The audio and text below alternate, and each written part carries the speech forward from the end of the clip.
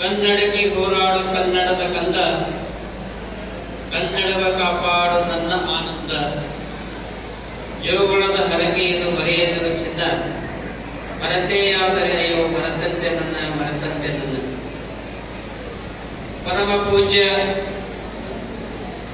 ನಮ್ಮ ನಿಮ್ಮೆಲ್ಲರ ಆರಾಧ್ಯ ದೇವರಾಗಿರುವಂತಹ ಪೂಜ್ಯ ಮಹಾಶ್ರೀಯೋಗಿ ಸದ್ಗುರು ಲಿಂಗೈಕ್ಯ ಶ್ರೀ ಸದ್ಗುರು ಚನ್ನಬಸವ ಶ್ರೀಯೋಗಿಗಳನ್ನ ಮನೋಮಂದಿರದಲ್ಲಿ ಧ್ಯಾನಿಸಿ ಅನಂತ ಕೋಟಿ ಪ್ರಣಾಮಗಳನ್ನು ಸಮರ್ಪಿಸಿ, ಭಾರತ ಮಾತೆ ಭಾರತಾಂಬೆಯನ್ನು ಸ್ಮರಿಸಿ ಅನಂತ ಕೋಟಿ ಪ್ರಣಾಮಗಳನ್ನು ಸಮರ್ಪಿಸಿ, ಕರ್ನಾಟಕ ಮಾತೆ ತಾಯಿ ಭುವನೇಶ್ವರಿಯ ಶ್ರೀಪಾದಕ್ಕೆ ಅನಂತ ಕೋಟಿ ಪ್ರಣಾಮಗಳನ್ನು ಸಮರ್ಪಿಸಿ, ಇಡೀ ವಿಶ್ವದ ಮಹಾ ಚೈತನ್ಯ ಮೂರ್ತಿಯಾಗಿರುವಂತಹ ಬುದ್ಧ ಬಸವ ಅಂಬೇಡ್ಕರರನ್ನು ಸ್ಮರಿಸಿ ಅನಂತ ಕೋಟಿ ಪ್ರಣಾಮಗಳನ್ನು ಸಮರ್ಪಿಸಿ, ಸುಕ್ಷೇತ್ರ ಹಾರಕೋಣದಲ್ಲಿ ನಡೆಯುತ್ತಿರುವ ಬೀದರ್ ಜಿಲ್ಲೆಯ 19ನೇ ಕನ್ನಡ ಸಾಹಿತ್ಯ ಸಮ್ಮೇಳನದ ಈ ಪವಿತ್ರ ಪರ್ವಕಾಲಕ್ಕೆ ಆಗಮಿಸಿ ಪಾವನ ನೇತೃತ್ವವನ್ನು ವಹಿಸಿರುವಂತಹ ಕ್ರಿಯಾಶೀಲ ಮಹಾಸ್ವಾಮೀಜಿಯವರಾಗಿರ್ತಕ್ಕಂಥ ಪೂಜ್ಯ ಕಾಲಕಿಯ ಶ್ರೀಮದ್ ಧನಲಿಂಗ ಚಕ್ರವರ್ತಿ ಗುರುಬಸವ ಪಟ್ಟದೇವರ ಮಹಾಸನ್ನಿಧಿಗೆ ಅನಂತ ಕೋಟಿ ಪ್ರಣಾಮಗಳನ್ನು ಸಮರ್ಪಿಸಿ, ಸಮ್ಮುಖವನ್ನು ವಹಿಸಿರುವಂತಹ ಇಡೀ ಭಾರತ ದೇಶದ ಇತಿಹಾಸದಲ್ಲಿಯೇ ಬಸವ ತತ್ವವನ್ನ ಭಾರತ ದೇಶದ ತುಂಬ ಪಾದಯಾತ್ರಿಗಳಾಗಿ ಬಸವ ತತ್ವವನ್ನು ಪ್ರಚಾರ ಮಾಡಿರುವಂತಹ ಮಹಾ ಧೀಮಂತ ಯೋಗಿ ಅನುಭಾವಿ ಮಹಾನ್ ಸಂತರಾಗಿರ್ತಕ್ಕಂಥ ಪೂಜ್ಯ ಶಿವಾನಂದ ಮಹಾಸ್ವಾಮೀಜಿಯವರ ಪಾದಕ್ಕೆ ವಂದಿಸಿ ಉದ್ಘಾಟನೆಯನ್ನ ಮಾಡಿ ಅನುಭಾವದ ಹಿತವಚನಗಳನ್ನು ಹೇಳಿರ್ತಕ್ಕಂಥ ಪ್ರೊಫೆಸರ್ ಸುಕನ್ಯಾ ಮಾರುತಿ ತಾಯಿಯವರೇ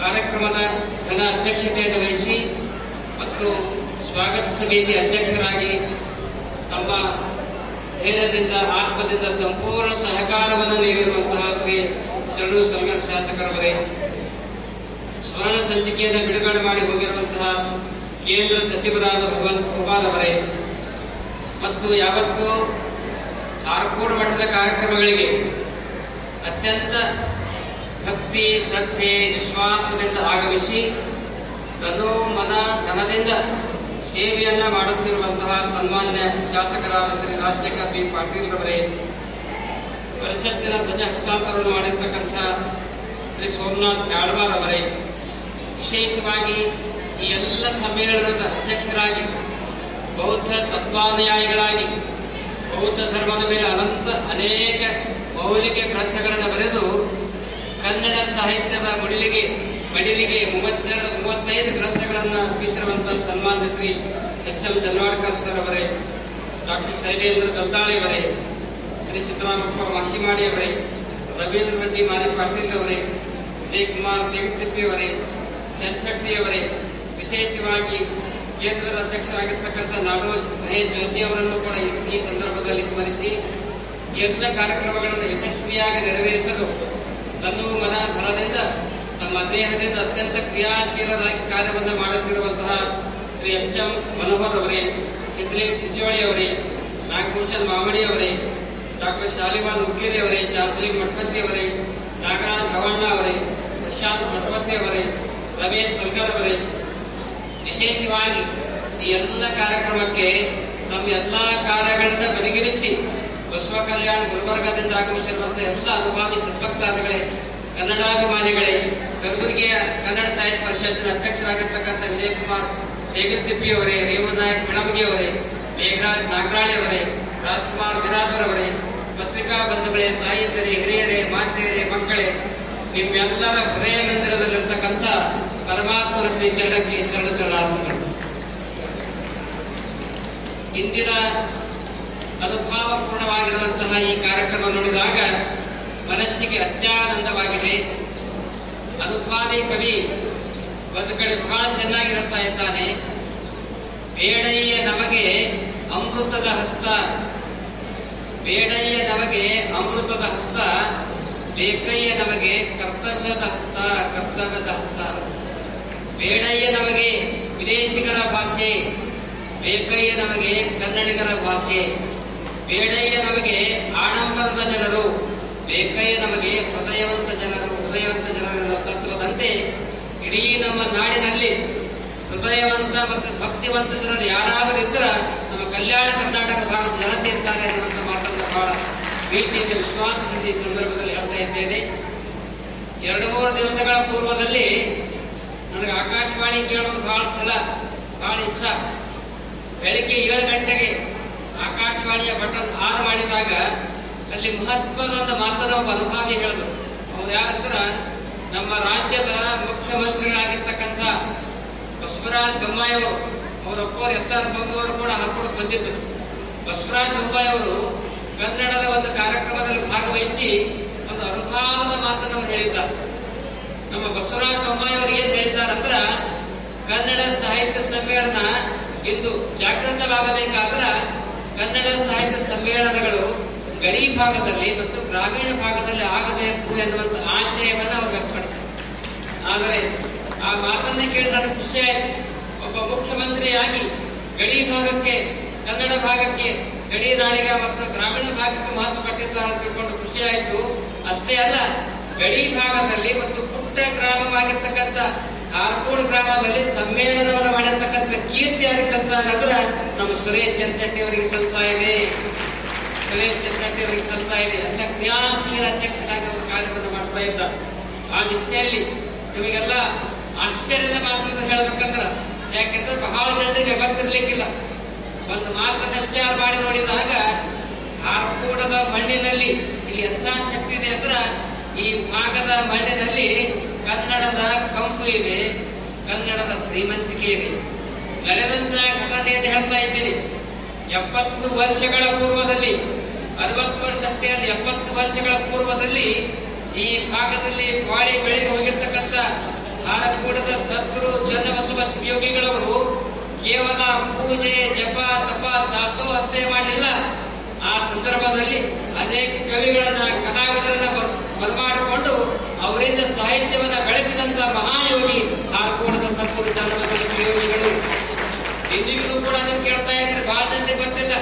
ಚನ್ನಬಸವ ಪಟ್ಟದೇವರು ಬೆಳೆಸಿದ್ದಾರೆ, ಕನ್ನಡ ಸಾಹಿತ್ಯವನ್ನು ಬೆಳೆಸಿದ್ದಾರೆ. ಆದರೂ ಕೂಡ ಇವತ್ತು ಎಲೆ ಮರೆ ಕಾಯಿಯಂತೆ ಈ ಗ್ರಾಮೀಣ ಭಾಗದಲ್ಲಿ ಆರಕೂಡ ಚನ್ನಬಸವ ಶಿವಯೋಗಿಗಳು ಇದ್ದುಕೊಂಡು ಇವತ್ತು ಕೊಹಿನೂರು ಹುಸ್ನಾ ಎನ್ನುವಂತ ಒಬ್ಬ ಕವಿ, ಕೊಹಿನೂರು ಹುಸ್ನಾ ಎನ್ನುವಂತ ಕವಿ, ರಾಯಕೋಡಿ ಭೀಮಣ್ಣ ಎನ್ನುವಂತ ಕವಿ, ಗುರುಸುಣಿಗೆ ಶರಣಯ್ಯನವರು ಎನ್ನುವಂತ ಕವಿಗಳನ್ನ ಬರಮಾಡಿಕೊಂಡು ಅವರಿಂದ ತತ್ವ ಪದಗಳನ್ನು ಬರೆಸಿ ಆಡಿಸಿದಂತ ಮಹಾಕೀರ್ತಿ ಆರಕೂಡದ ಚನ್ನಬಸವ ಶಿವಯೋಗಿಗಳಿಗೆ ಸಲ್ತಾ ಇದೆ. ಇದೇ ಗ್ರಾಮದವರಾಗಿರ್ತಕ್ಕಂಥ ಶಾಂತಪ್ಪ ಶೀಲ್ವಂತ್ ಎನ್ನುವಂಥವ್ರು ಅನೇಕ ಗೀಗಿ ಪದಗಳನ್ನು ಬರೆದಿದ್ದಾರೆ.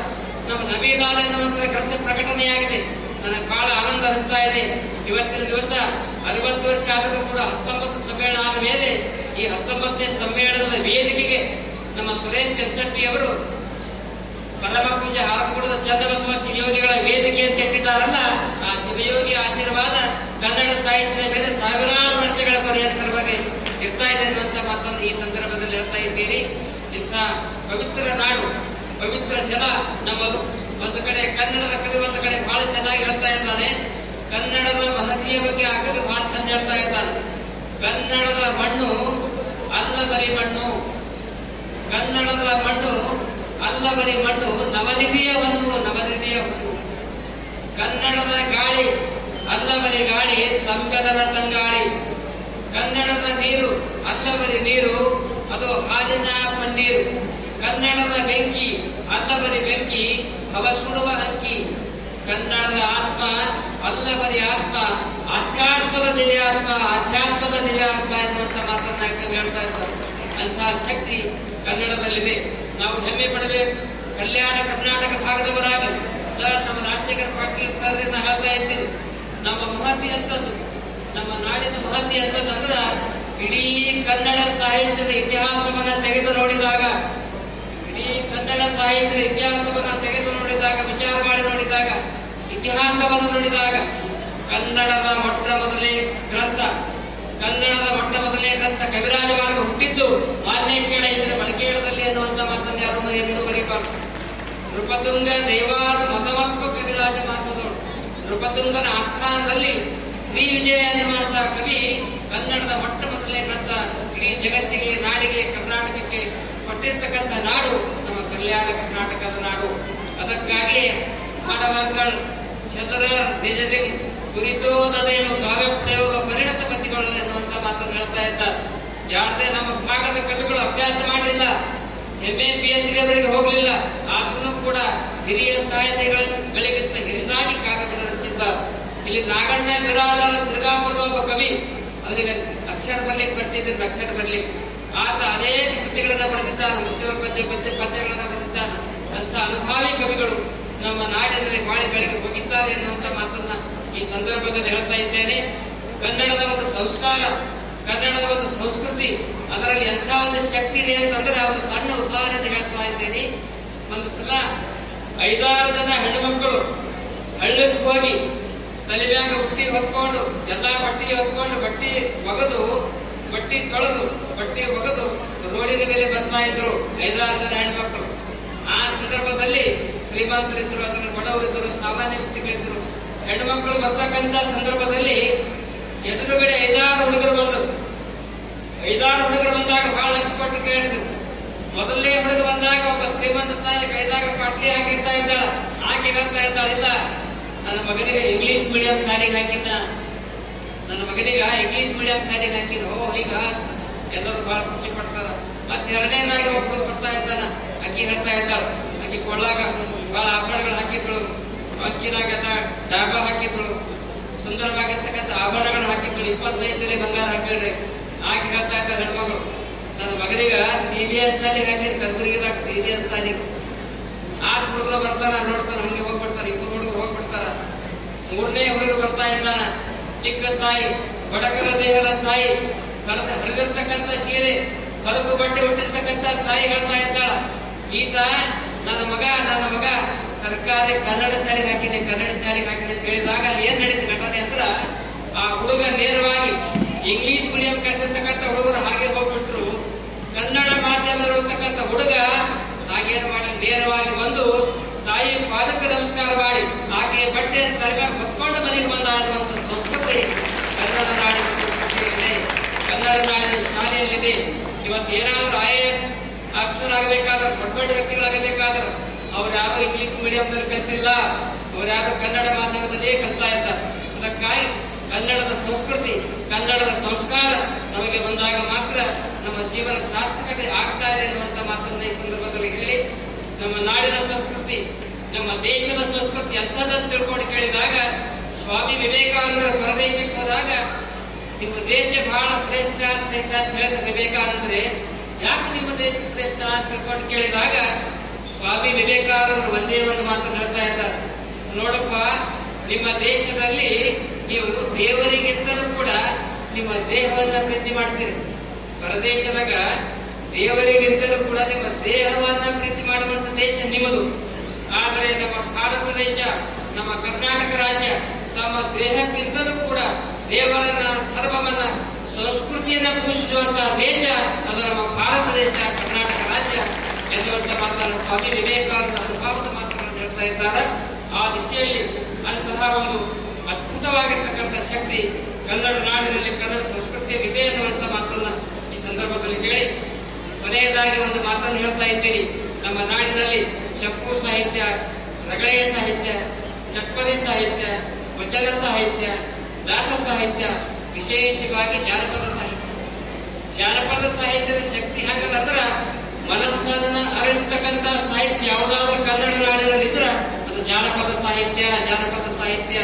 ಅದಕ್ಕಾಗಿ ನಮ್ಮ ಕಾಶಿನಾಥ್ ರೆಡ್ಡಿ ಅವರು ತ್ರಿಪದಿಗಳಲ್ಲಿ ಶಿವಶರಣರು ಎನ್ನುವಂತ ಉತ್ತಮವಾಗಿರ್ತಕ್ಕಂಥ ಗ್ರಂಥವನ್ನು ಬರೆದಿದ್ದಾರೆ. ಆ ಗ್ರಂಥದಲ್ಲಿ ಸಾವಿರಾರು ತ್ರಿಪದಿಗಳನ್ನು ಕಾಶಿನಾಥ್ ರೆಡ್ಡಿ ಅವರು ಬರೆದಾರ. ಅದರಾಗ 4 ತ್ರಿಪದಿಗಳನ್ನ ಜಾನಪದ ಭಾಷೆಯಲ್ಲಿ ನಾನು ಹೇಳ್ತಾ ಇದ್ದೀನಿ. ನಾನೇ ದೊಡ್ಡ ಸಂಗೀತಗಾರ, ನಮ್ಮ ರಾಜಶ್ರೀ ಅವರು, ಕೋಟ್ನೂರವರು ಬಹಳ ಚಂದ ಆಡಿದ್ರಿ. ಆಗ ಜಾನಪದ ತ್ರಿಪದಿಗಳನ್ನ ಆ ಭಾಷೆಯಲ್ಲಿ ಹೇಳಿದ್ರೆ ಅದು ಚಂದ ಕಾಣ್ತದೆ. ಅದಕ್ಕಾಗಿ 4 ತ್ರಿಪದಿಗಳನ್ನ ನಾನು ಹೇಳ್ತಾ ಇದ್ದೀನಿ. ತಾವೆಲ್ಲರೂ ಕೂಡ ಬಹಳ ಶಾಂತ ಚಿತ್ರ ಕೂತಿದ್ದೀರಿ, ಬಹಳ ಲಕ್ಷದಲ್ಲಿ ಕೇಳ್ತೀರಿ ಅಂತ ತಿಳ್ಕೊಂಡು ಆ 4 ತ್ರಿಪದಿಗಳನ್ನು ನಾನು ಹೇಳ್ತಾ ಇದ್ದೇನೆ. ಜಾತಿ ಜಂಜಡ ಒಳಿದು ಎಂತ ಅದ್ಭುತವಾಗಿರ್ತಕ್ಕಂಥ ತತ್ವಗಳು ನೋಡಿದ್ರು. ಜಾತಿ ಜಂಜಡ ಒಳಿದು ಪ್ರೀತಿ ದೇವವ ಹಿಡಿದು ಪಾತಕದ ಗುಣಗಳು ಬಿಡಿರಂದ ಪಾತಕದ ಗುಣಗಳು ಬಿಡಿರಂದ ಚನ್ನ ಬಸವ ಪ್ರೀತಿಯ ಪರಿಸರ ಬೆಳೆಸಂದ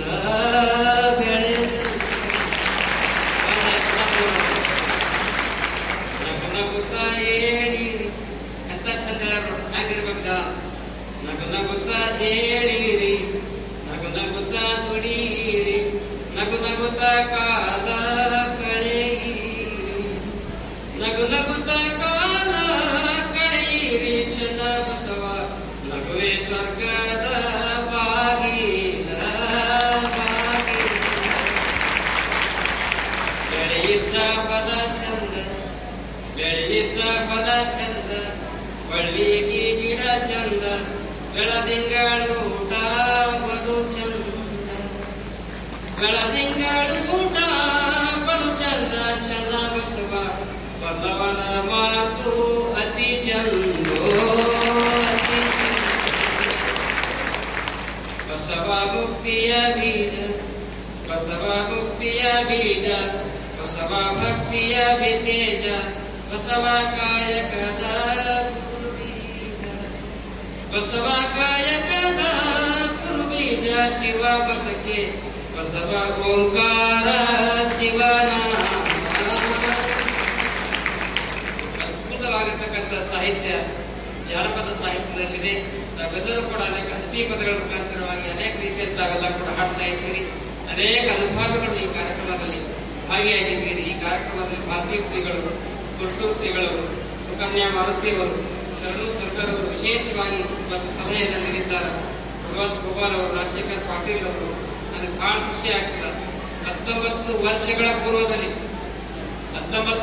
ಪೂರ್ವದಲ್ಲಿ ಆರಕೂಡು ಬರಬೇಕಾದ್ರೆ ಸರಿಯಾಗಿ ರೋಡ್ ಇದ್ದಿಲ್ಲ. ಉಳಿಬೀದಿಯಿಂದ ಇಲ್ಲಿಗೆ ಬರಬೇಕಾದ್ರೆ ನಮ್ಮ ಕಾಲ ಅರ್ಧ ಗಂಟೆ ಹಿಡಿತಿತ್ತು. ದೊಡ್ಡ ದೊಡ್ಡ ಕಲ್ಲುಗಳು, ಚಿಪ್ಪುಗಳು ಎಲ್ಲ ಇರ್ತಿತ್ತು. ತಿಂಗಳಿಗೆ ಒಂದೊಂದು ಟೈರ್ ಹೊಡಿತು. ಅಂಥ ಸಂದರ್ಭದಲ್ಲಿ ನಮ್ಮ ಚಿಕ್ಕರಾಮಪ್ಪ ಮಾಸಿಮಾಡಿಯವರು ಆರಕೂಡಕ್ಕೆ ಶಾಲಾ ಕಾರ್ಯಕ್ರಮಕ್ಕೆ ಬಂದಿದ್ರು. ಏನ್ರಿ ಸರ್ ಶಾಲಾ ಕಾರ್ಯಕ್ರಮಕ್ಕೆ ಬಂದಿರಿ, ನಮ್ಮ ಪುಟ್ಟ ಗ್ರಾಮ, ನಾವು ಏನಾದ್ರೂ ಕನ್ನಡ ತಾಯಿ ಸೇವೆ ಮಾಡುವುದದ, ಸಮ್ಮೇಳನ ಇಲ್ಲಿ ಮಾಡ್ರಿ ಅಂತ ತಿಳ್ಕೊಂಡು ಹೇಳಿದಾಗ ಸಿದ್ದರಾಮಪ್ಪ ಮಾಸಿಮಾಡಿಯವರು ಡೇಟ್ ಕೊಟ್ಟು 2003ನೇ ಇಸ್ವಿಯಲ್ಲಿ ಜನವರಿ ತಿಂಗಳಲ್ಲಿ ಯಶೋಧಮ್ಮ ಸಿದ್ದಗಟ್ಟೆಯವರನ್ನ ನಮ್ಮ ಸಮ್ಮೇಳನ ಅಧ್ಯಕ್ಷರನ್ನಾಗಿ ಮಾಡಿ ಉದ್ಘಾಟಕರನ್ನಾಗಿ ಬರಮಾಡಿಕೊಂಡು ತಾಲೂಕು ಅಧ್ಯಕ್ಷರಾಗಿ ದಂಡಾಲ್ ಪುಲಾದೇವರಿದ್ದರು. ಆ ಕಾಲದಲ್ಲಿ ಹರಿಕೃಷ್ಣ ಪುನನೂರು ಅಂತ ತಿಳ್ಕೊಂಡು ಸರಿಯಾಗಿ ಬಸ್ ಇರಲಾರಂತ ಸಂದರ್ಭದಲ್ಲಿ ಸಿದ್ದರಾಮಪ್ಪ ಮಾಸಿಮಾಡಿಯವರು ರಾಜ್ಯ ಅಧ್ಯಕ್ಷರಾಗಿರ್ತಕ್ಕಂಥ ಹರಿಕೃಷ್ಣ ಪುನನೂರು ಅವರನ್ನು ಬರಮಾಡಿಕೊಂಡ ಕೀರ್ತಿ ಸಿದ್ದರಾಮಪ್ಪ ಮಾಸಿಮಾಡಿಯವರು. ಆ ಸಮ್ಮೇಳನದಲ್ಲಿ ಕೂಡ ಎಲ್ಲ ಜನ ಭಾಗವಹಿಸಿ ಕಾರ್ಯಕ್ರಮವನ್ನು ಬಹಳ ಯಶಸ್ವಿಯಾಗಿ ಮಾಡಿದ್ದೀರಿ. ನಮ್ಮ ಬಸವರಾಜ ಪಾಟೀಲ್ ಹುಮ್ನಾಬಾದ್ ಅವರು ಮೊದಲ ಮಂತ್ರಿಯಾಗಿದ್ದು ಅವರ ಕಾರ್ಯಕ್ರಮದಲ್ಲಿ ಭಾಗಿಯಾಗಿದ್ದಾರೆ. ಈ ಸಮ್ಮೇಳನಕ್ಕೆ ಅವರ ಚಿರಂಜೀವಿಯಾಗಿರ್ತಕ್ಕಂಥ ರಾಜಶೇಖರ್ ಪಾಟೀಲ್ ಅವ್ರು ಹೆಂಗಂದ್ರ ಬಹಳ ಜನ ಶಾಸಕರು ಇರ್ತಾರೆ. ನಾ ಯಾರು ಟೀಕಾ ಮಾಡೋದಿಲ್ಲ. ಉದುರಿ ಶಾಸಕರ ಬಹಳ ಜನ ಇರ್ತಾರೆ. ಉದುರಿ ಶಾಸಕರ ಉದುರಿ ಅಂತ ಬರೀ ಮಾತಾಡೋದು. ನಮ್ಮ ಭಾಗದಲ್ಲಿ ನಗದಿ ಶಾಸಕರಾಗಿ ಕಾರ್ಯ ಮಾಡ್ತಕ್ಕಂಥ ಶಾಸಕರ ಸಾಲಿನಲ್ಲಿ ಯಾರು ಸೇರ್ತಾರಂದ್ರೆ ನಮ್ಮ ರಾಜಶೇಖರ್ ಪಾಟೀಲ್ ಅವರು. ಅದೇ ರೀತಿಯಲ್ಲಿ ಸರ್ಕಾರವರು ಕೂಡ ಕ್ರಿಯಾಶೀಲ ಶಾಸಕರಾಗಿ ಈ ಭಾಗದಲ್ಲಿ ಕಾರ್ಯವನ್ನು ಮಾಡ್ತಾ ಇದ್ದಾರಂತ ಅನುಭವಿ ವ್ಯಕ್ತಿ. ಅವ್ರೆಲ್ಲಾ ಕಾರ್ಯ ಆರಕೂಡು ಮಠದ ಏನೇ ಕೆಲಸ ಇದ್ರೂ ಕೂಡ ಬರಿದ ತಿಳ್ಕೊಂಡು ಹೋದವಲ್ಲ ಎಲ್ಲಾ ಕಾರ್ಯವನ್ನು ಬದಿಗಿಟ್ಟು ಆರಕೂಡು ಮಠದ ಮೇಲೆ ಅಪಾರವಾಗಿರ್ತಕ್ಕಂಥ ಭಕ್ತಿಯನ್ನಿಟ್ಟು ತನು ಮನ ಧನದಿಂದ ಸೇವೆ ಮಾಡ್ಯಾರ. ಒಂದು ದಿನನೂ ಕೂಡ ಅವ್ರೊಂದು ಕೋಟಿ ರೂಪಾಯಿ ಕೊಡೋದ್ರೆ ಈಗ ಒಂದು ಚೆಕ್ ತಂದು ಕೊಡ್ತಾರೆ. ಈಗಿದ್ದೀಗ ರೆಡಿಯಾರ. ಆದ್ರೆ ನಾವು ಎಂದೂ ಕೂಡ ಯಾವ ಶಾಸಕರು ಕೂಡ ಕೇಳಿಲ್ಲ. ಆದ್ರೆ ಅವರು ಭೂಸೇನಾ ನಿಗಮದ ಅಧ್ಯಕ್ಷರಾದಾಗ ನಮ್ಮ ಭಾಗದ ಮಠಗಳಿಗೆ ಎಲ್ಲಾ ಮಠಗಳಿಗೆ 5-5 ಲಕ್ಷ ರೂಪಾಯಿ ಕೊಟ್ಟು ನಾವು ಕೇಳಲಾರ್ದೆ 10 ಲಕ್ಷ ರೂಪಾಯಿ ಚೆಕ್ ತಂದು ಕೊಟ್ಟು ಮಹಾನ್ ಶಾಸಕರು ಮತ್ತು ಕಾರ್ಯಕ್ರಮಕ್ಕೆ ಬಂದಿದ್ದಾರೆ. ಅವರು ನಿತ್ಯ ನಿರಂತರವಾಗಿ ಅವರಿಗೆಲ್ಲ ಎಲಿತನ ಯಾವಾಗ ಸಾಕಾಗ್ತದೆ ಅಂತನ ಅವ್ರು ಕೆಲಸ ಮಾಡಕ್ ನಾವು ಆಶೀರ್ವಾದ ಸಾಕ್ರಿ ಅವರು ಸಾಕ್ರಿ ಬಂದಾಗ ಅದು ಹರಕು ಮುದ್ದವರು ಸದಾ ಕಾಲ ಅವರಿಗೆ ಆಶೀರ್ವಾದ ಕೊಡ್ತಾರೆ ಅನ್ನುವಂಥ ಮಾತನ್ನು ಈ ಸಂದರ್ಭದಲ್ಲಿ ಹೇಳಿ, ರೇವು ನಾಯಕರು ಹಿರಿಯ ಸಚಿವರಾಗಿರ್ತಕ್ಕಂಥ ಮಾಜಿ ಸಚಿವರಾಗಿರ್ತಕ್ಕಂಥ ರೇವು ನಾಯಕ ಬೆಳವಣಿಗೆ ಅವರು ಈ ಕಾರ್ಯಕ್ರಮಕ್ಕೆ ಬಂದಾರ. ಅವರು ಕೂಡ ಶ್ರೀಮಠಕ್ಕೆ ಅತ್ಯಂತ ಅಮೂಲ್ಯವಾಗಿರ್ತಕ್ಕಂಥ ಸೇವೆಯನ್ನು ಸಲ್ಲಿಸಿದ್ದಾರೆ. ಈ ಒಂದು ಕಲ್ಯಾಣ ಮಂಟಪ ಆಗಬೇಕಾದ್ರೆ ಇದು ಪ್ರಾರಂಭ ಮಾಡಿದಾಗ ಎಷ್ಟೋ ಜನ ಹಿಂಗೆಲ್ಲ ಬಡ್ಕೊಂಡು ಏನ್ರಿ ನಮ್ಮ ಅಪ್ಪವ್ರು ಸಣ್ಣವ್ರದ ಒಂದೊಂದು ಕಂಬಗಳು ಟೆಕ್ಕೆ ಇಡಲಿಂಗ ಇದು ಕಲ್ಯಾಣ ಮಂಟಪ ಅಪ್ಪವರಿಗೆ ಕಟ್ಟೋದಾಗ ಈ ಹಲ ಒಂದು ದಶಕ ಹಲ ಹಾಕೋದಾಗ ತರ್ತಿರೋ ಆದರೂ ಕೂಡ ಚನ್ನಬಸವ ಶಿವಯೋಗಿಗಳ ಆಧ್ಯಾತ್ಮದ ಶಕ್ತಿ ಮತ್ತು ನಿಮ್ಮೆಲ್ಲರ ಭಕ್ತಿಯಿಂದ ಈ ಕಲ್ಯಾಣ ಮಂಟಪ ನಿರ್ಮಾಣ ಆಗಿದೆ ಅಂತ ಮಾತಾಡ್ತಾರೆ. ಈ ಕಲ್ಯಾಣ ಮಂಟಪ ಆಗಿನ ಕಾಲದಾಗ ನಾವು ಕೇಳಲಾರದೆ BS ಯಡಿಯೂರಪ್ಪನವರಿಂದ ರೇವನಾಯಕರವರು 50 ಲಕ್ಷ ರೂಪಾಯಿ ದೇಣಿಗೆಯನ್ನು ಕೊಟ್ಟಿರ್ತಕ್ಕಂಥ ಕೀರ್ತಿ ರೇವನಾಯಕರಿಗೆ ಸರ್. ಇನ್ನೂ 50 ಲಕ್ಷ ರೂಪಾಯಿ ಸ್ಯಾಂಕ್ಷನ್ ಮಾಡಿ ಒಂದು ಗೌರ್ಮೆಂಟ್ ವಾಪಸ್ ಹೋಯ್ತು. ವಾಪಸ್ ಹೋಯ್ದಾಗ ನಮ್ಮ ಭಕ್ತ ಬಂದ ಬಿ ನಾರಾಯಣ್, ಅವನಿಗೆ ಗೊತ್ತಾಯ್ತು ಏನ್ರಿಪ್ಪ ಯಾಕ್ರಿ ಕಲ್ಯಾಣ ಮಂಟಪ ಕೆಲಸ ಸಾವಕಾಶ ನಡೆದು ಇಲ್ರಿ 50 ಲಕ್ಷ ಬಂದು ಹೋಗೇ ವಾಪಸ್. ಅವರೊಂದು ಪಣ ತೊಟ್ಟು ಬಿ ನಾರಾಯಣ ಆಗ್ತಿಲ್ಲ ಇವತ್ತ ಎಲ್ಲಿಯವರೆಗೆ 50 ಲಕ್ಷ ರೂಪಾಯಿ ಸರ್ಕಾರದಿಂದ ನಾನು ಹಾರ್ಕೊಂಡು ಮಟ್ಟಕ್ಕೆ ತಂದು ಕೊಡುವುದಿಲ್ಲ, ಅಲ್ಲಿಯವರೆಗೆ ನಾನು ಜಾತ್ರೆಗೆ ಬರುವುದು ತಿಳ್ಕೊಂಡು ತಂದು ಕೊಟ್ಟೆ ಅವ್ರ ಜಾತ್ರೆಗೆ ಬಂದರೂ ಸಾಕಂತ ಇವತ್ತು ಅವರು ಚರ್ಚೆ ಅವರು ಮಹತ್ವ ಮಾಡ್ಯಾರ. ನಮಗೆ ಬಹಳ ಖುಷಿ ಆಗ್ತದೆ. ನಮ್ಮ ಬಿ ನಾರಾಯಣ ಮಹತ್ವದ, ದೇಶಾಂತ್ ಹುಡುಗಿಯವರ ಮಹತ್ವದ, ಶ್ರೀಕಾಂತ್ ಪಾಟೀಲ್ ಬಡಗೇರಿಯಲ್ಲಿ ಒಬ್ಬ ಯುವ ಸಾಹಿತಿ, ಚಿಕ್ಕ ವಯಸ್ಸಿನವರು ಲಿಂಗೈಕ್ಯರು ಅವ್ರ ಬಗ್ಗೆ ಮಹತ್ವ ಮಾಡಿದ್ರು. ಬಹಳ ಖುಷಿ ಆಗ್ತದೆ. ಎಲ್ಲ ಹ್ಯಾಂಗೆ ತಲೆ ಮಾಡ್ಸಾರ ನೋಡಿ, ಸೆನ್ಸೆಟ್ಟೆ ತಲೆ ಅಂದ್ರೆ ಅದು ಹೇಗಪ್ಪ ಅಂತಂದ್ರೆ ಬಹಳ ದೊಡ್ಡದು. ಎಲ್ಲಿ ಸಣ್ಣದಿದ್ರು ಕೂಡ ವಿಚಾರ ಹೇಳಿದ್ರೆ ಹರ್ಕೊಂಡು ಶ್ರೀಗಳ ಆಶೀರ್ವಾದ ಅವ್ರಿಗೆ ಸದಾರ. ಅವರು ಕನ್ನಡದ ಕಾರ್ಯಕ್ರಮಕ್ಕೆ ಹೋದಾಗ ಸಭಾಚಂದ ನಡೆದು ದುಡ್ಸೂರಪ್ಪ ಅವರೆಲ್ಲ ಇದ್ರು. ಎಲ್ಲರಿದ್ರು ಆ ಸಂದರ್ಭದಲ್ಲಿ ಅದು ಕನ್ನಡ ಭವನ ನಡೆದ್ರು. ನಾ ಏನು ಹೇಳ್ಬೇಕಂತ ಹೇಳಿಲ್ಲ, ಕೆಲವರೇನು ಹೇಳ್ಸಾರ ಅಂತ ತಿಳ್ಕೊಂಡಂದ್ರು. ಆ ಸಂದರ್ಭದಲ್ಲಿ ಏನಾಯ್ತಂದ್ರೆ ಆರ್ಕೋಡು ಮುದ್ದರ ಆಶೀರ್ವಾದದಿಂದ ಮುಂದೂ ಕೂಡ ಅವ್ರು ಗೆದ್ದು ಬಂದು ಕನ್ನಡ ಭವನ ಮಾಡಿಸ್ಲಿ ಅಂತ ತಿಳ್ಕೊಂಡು ಬಾಯಿ ಬರ್ತೀರಿ ಅವ್ರು ಮಾಡಿ ಬರೋಬ್ಬರ ಇವತ್ತು ಜಿಲ್ಲಾಧ್ಯಕ್ಷರ ಕಾರ್ಯವನ್ನು ಮಾಡ್ತಾ ಇದ್ದಾರೆ. ಕನ್ನಡ ಭವನ ಬಿಸ್ತರ ಎನ್ನುವಂಥ ಮಾತನ್ನು ಕೂಡ ಈ ಸಂದರ್ಭದಲ್ಲಿ ಹೇಳಿ ನಮ್ಮ ಶಾಂತಿ ಮಠಪತಿಯವರು, ಸಿದ್ದರಾಮಯ್ಯ ಮಕ್ಕಿಮಾಡಿ ಅವರು, ಕವಿಗಳು, ಸಾಹಿತಿಗಳು, ಭಕ್ತರು ಎಲ್ಲರೂ ಕೂಡ ಈ ಕಾರ್ಯಕ್ರಮಕ್ಕೆ ಬಂದಿದ್ದೇನೆ. ನಾಳೆ ದಿವಸ ಮಹೇಶ್ ಜೋಶಿಯವರು 10 ಗಂಟೆಗೆ ಅವರು ಬರ್ತಾರೆ. ಅವರಿಗೆ ಕಲ್ಯಾಣ ಕರ್ನಾಟಕ ರತ್ನ ಎನ್ನುವಂಥ ಪ್ರಶಸ್ತಿ ಮತ್ತು ಮಹೇಶ್ ಜೋಶಿಯವರಿಗೆ ಆರ್ಕೋಡು ಮಠದಿಂದ ಕೊಡ್ತಾ ಇದ್ದು. ತಾವಿರೋ ತಪ್ಪಲಾರ್ದು ನಾಳೆ ಬರ್ತಿದೆ ಅನ್ನುವಂಥ ಮಾತನ್ನು ಈ ಸಂದರ್ಭದಲ್ಲಿ ಹೇಳಿ ಎಲ್ಲ ಬಾಂಧವರು ಮತ್ತು ಶಿವರಕಾಂತ್ ನರುಣರವರು ಕಾಳಗಿರಿಯಿಂದ, ಚಿತ್ತಾಪುರದಿಂದ, ಚಿಂಚೋಳದಿಂದ, ಅರಿಜಾಮಿಗೆಯಿಂದ ದೂರದಿಂದ ಎಲ್ಲ ಭಕ್ತಾದಿಗಳು ಬಂದ ಮತ್ತು ಮೀನಹಾವಳದ ನಮ್ಮ ಸ್ವಾಮಿಯವರು ಆರ್ಕೋಡು ಮಠದ ಏನೇ ಕಾರ್ಯಕ್ರಮ ಇರಲಿ ಬಹಳ ಪ್ರೀತಿ ಭಕ್ತಿಯಿಂದ ಬರ್ತಾರೆ. ಅವರಲ್ಲೇ ಕೂಡ ಆಶೀರ್ವಾದ. ನಾಳೆ ದಿವಸನೂ ಕೂಡ ಕಾರ್ಯಕ್ರಮ ತಪ್ಪಲಾರದೆ ನೀವೆಲ್ಲ ಭಾಗವಹಿಸ್ತೀರಿ ಅನ್ನುವಂಥ ಮಾತನ್ನು ಸಂದರ್ಭದಲ್ಲಿ ಹೇಳಿ ಇವತ್ತು ಸಾಯಂಕಾಲ ಕಾರ್ಯಕ್ರಮ, ನಾಳೆ ಸಾಯಂಕಾಲ ಕೂಡ ಕಾರ್ಯಕ್ರಮ ಇರ್ತಾ ಇದೆ ಅನ್ನುವಂಥ ಮಾತನ್ನು ಈ ಸಂದರ್ಭದಲ್ಲಿ ಹೇಳಿ ಇವತ್ತು ನಮ್ಮ ಮಾರ್ತಾಂಡ ಜೋಶಿಯವರು ವಿಜಯವಾಣಿ ಪೇಪರ್ ನೋಡಿದಾಗ ಎಲ್ಲ ಕಡೆ ಲೇಖನ ಇರ್ತಾರೆ. ಆದ್ರೆ ವಿಜಯವಾಣಿ ಪೇಪರ್ ನೋಡಿದಾಗ ಒಂದು ಪೇಜ್ ಪೂರ ಒಂದು ಪೇಜ್ ಫುಲ್ ಅವರು ಲೇಖನ ಬರೆದು ಮಠದ ಬಗ್ಗೆ ಎಲ್ಲದ ಬಗ್ಗೆ ಲೇಖನವನ್ನು ಬರೆದು ಮಾಡಿ ಬರೆಯೋದು ಮತ್ತೆಲ್ಲ ನಮ್ಮ ವಿವಿಧ ಎಲ್ಲ ಪ್ರತಿನಿಧಿಗಳು ಬಹಳ ಚೆನ್ನಾಗಿ ಕಾರ್ಯವನ್ನು ಮಾಡಿದ್ದಾರೆ. ನಿಮ್ಮೆಲ್ಲರ ಸಹಕಾರ ಸದಾಕಾಲ ಇರಲಿ. ಪತ್ರಕರ್ತರ ಸಂಘದ ಅಧ್ಯಕ್ಷರಾಗಿದ್ದಕ್ಕ ಕಲ್ಯಾಣ ಅವನ ಪರಮ ಭಕ್ತರರು ಸದಾ ಇದ್ದೇನೆ ಬೆಳಗ್ಗೆ ಕಾರ್ಪುರದ ಅವ್ರು ಮದರ್ ಇಲ್ಲೇ ಕೆಲಸ ಮಾಡ್ತಾರೆ. ನಮ್ಮ ಕಲ್ಯಾಣ ಮದರಗಾವಕರು ಎಲ್ಲ ಅಭಿಮಾನಿಗಳು, ಕವಿಗಳು, ಸಾಹಿತಿಗಳು, ಮುಂಚೆ ಗುರುಬಸವ ಕೊಟ್ಟದೇವರ ಆಶೀರ್ವಚನವೂ ಕೂಡ ಈ ಸಂದರ್ಭದಲ್ಲಿ ಇರ್ತದೆ. ನಿಮ್ಮೆಲ್ಲರ ಸಹಾಯ ಸಹಕಾರ ಸದಾ ಹೀಗೆ. ಈ ಸಂದರ್ಭದಲ್ಲಿ ಟೈಮ್ ಹಾಳಾಗಿದೆ. ಒಂದೇ ಒಂದು ಎರಡೇ ಮಾತನ್ನು ಹೇಳ್ತಾ ಇದ್ದೀನಿ. ಬೀದರ್ ಜಿಲ್ಲಾ ಸಾಹಿತಿಗಳ ಪರಿಚಯ ಬೇಕಾಗಿದೆ. ಇಡೀ ರಾಜ್ಯದಲ್ಲಿ 480 ಜನ ಕವಿಗಳ ಬಗ್ಗೆ ಗ್ರಂಥ ರಚನೆಯಾಗಿದೆ. ಎಲ್ಲಿಯಾದ್ರೂ ಇದ್ರೆ ಅದು ಲಕ್ಷೇಂದ್ರ ಪಿ ಅಡ್ಕಲ್ ಅವರು ಬರೆದಂತ ಬೀದರ್ ಜಿಲ್ಲೆಯ ಸಾಹಿತಿಗಳ ಪರಿಚಯ. ಅವ ಬರ ಬಂದು ಹೇಳೋದು, ನೀವು ಲಕ್ಷೇಂದ್ರನಾಥ್ ಅಡ್ಕಲ್ ಏನಪ್ಪ ನೀವು ಪುಸ್ತಕ ಎಲ್ಲ ರೆಡಿ ಮಾಡಿ ಪ್ರಿಂಟ್ ಹ್ಯಾಂಗ್ ಮಾಡ್ಬೇಕ್ರಿ, ಅದು 7 ಪ್ರಿಂಟ್ ಆಗ್ತದೆ ಹಾರ್ಕೊಂಡು ಮಾಡಿದ್ದು ಕೊಡ್ಕೊಂಡು 90,000 ರೂಪಾಯಿ ಹಾರ್ಕೊಂಡು ಮಾಡಿದ್ದು ದಾಸೋಹಕ್ಕಾಗಿ ದಾಸೋಹಿಗಳಾಗಿ ಗ್ರಂಥ ಕೊಟ್ಟಿವೆ ಅನ್ನುವಂಥ ಮಾತನ್ನು ಕೂಡ ಬಹಳ ವಿನಮ್ರದಿಂದ ಹೇಳ್ತಾ ಇದ್ದೀನಿ. ಅನೇಕ ಗ್ರಂಥಗಳು ರಚನೆಯಾಗಿವೆ.